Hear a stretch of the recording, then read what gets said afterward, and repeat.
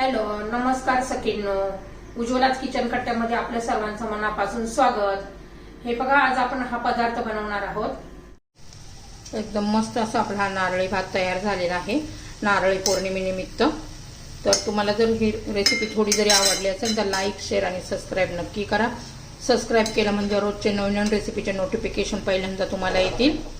आणि हा नारळी भात कसा बनवला त्यासाठी पुढे पूर्ण व्हिडिओ पहा. तर हे पहा, आपण आज नारळी भात बनवणार आहोत. गोड असा गुळ घालून केलेला नारळी पौर्णिमेनिमित्त मस्त असा हा भात बनवत असतात. त्यासाठी बघा, मी हा बिर्याणीचा तांदूळ असतो ना, सेला राईस म्हणून, तो घेतलेला आहे. असा लांब सडसडीत होतो आणि मोकळा पण होतो मस्त असा. तो आता धुवून घेतीये.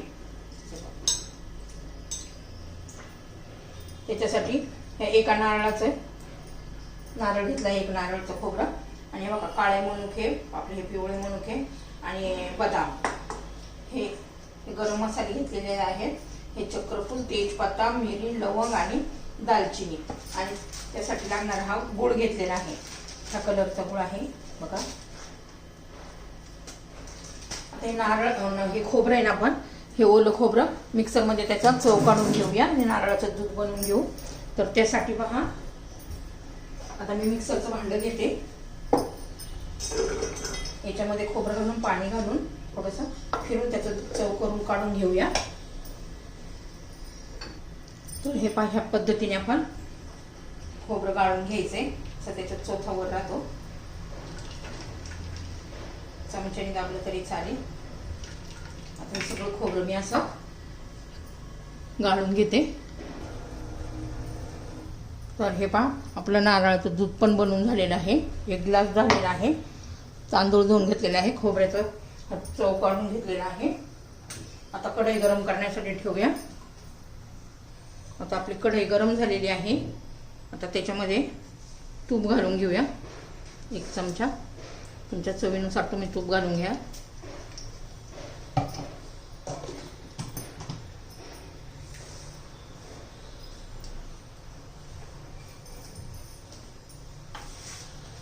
तर हे पहा, लवंग, मिरी, चक्रफूल, दालचिनी घातलेलं आहे.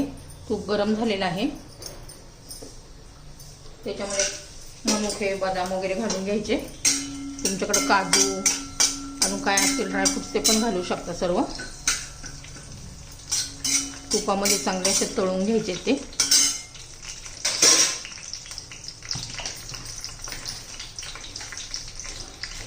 एकदम टेस्टी असा आपला हा नारळी भात लागतो. नक्की करून पहा माझ्या पद्धतीने.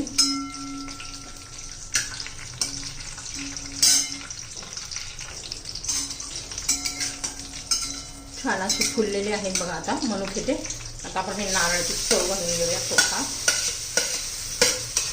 तो पण तुपामध्ये चांगला गरम करून घ्यायचा, म्हणजे एकदम छान असं खोबऱ्याला पण टेस्ट येते. पूर्ण भाताचा एकदम मस्त असं चविष्ट लागतो. आता आपण हा 1 वाटी तांदूळ घेतलेला आहे मी माझ्या छोट्या वाटीच्या मापाने. तर त्याच्या पाव वाटीत आपण गुळ घालणार आहोत. तुम्ही जास्त घातला तरी चालेल, मला जास्त गोड नाही आवडत.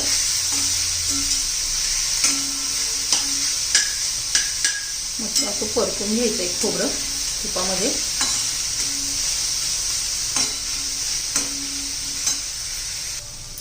तर हे पहा, आपलं खोबरं पण परतून झालेलं आहे. आता त्याच्यात पाव वाटी गुळ घातलेला आहे. तुमच्या चवीनुसार तुम्ही गुळ घालू शकता.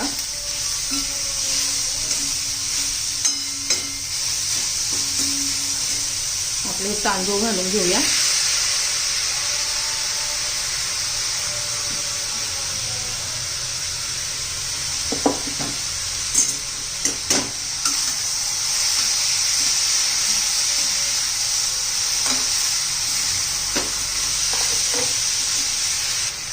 थोडीशी हळद घालू कलर येण्यासाठी.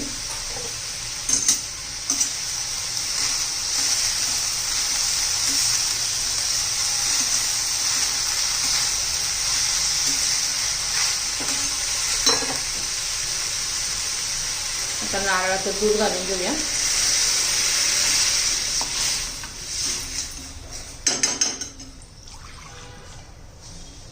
थोडंसं भात शिजण्यापुरतं पाणी घालायचे, हे बघा, आणि चिमूटभर मीठ पण घालायचे.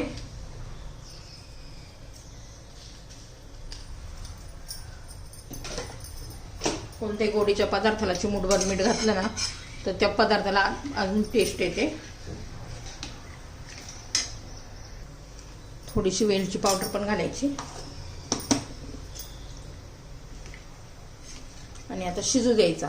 तुम्ही कुकरमध्ये पण करू शकता. ते हे पहा, माहिती का, वेलची पावडर एकदम चिमूटभर नव्हती पुरेशी, म्हणून मी ह्या 2 वेलच्या आहे ना अशा जरा दाबायच्या आणि मग घालायच्या. पहा, वेलची छान अशी भाताला चव येते. आता आपण याला शिजून देऊया.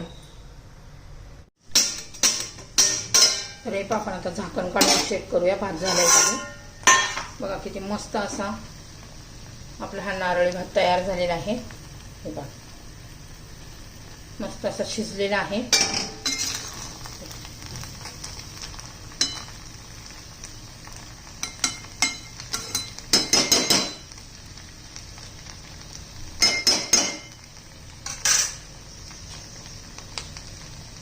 आपल्या नारळी भाताची रेसिपी तयार.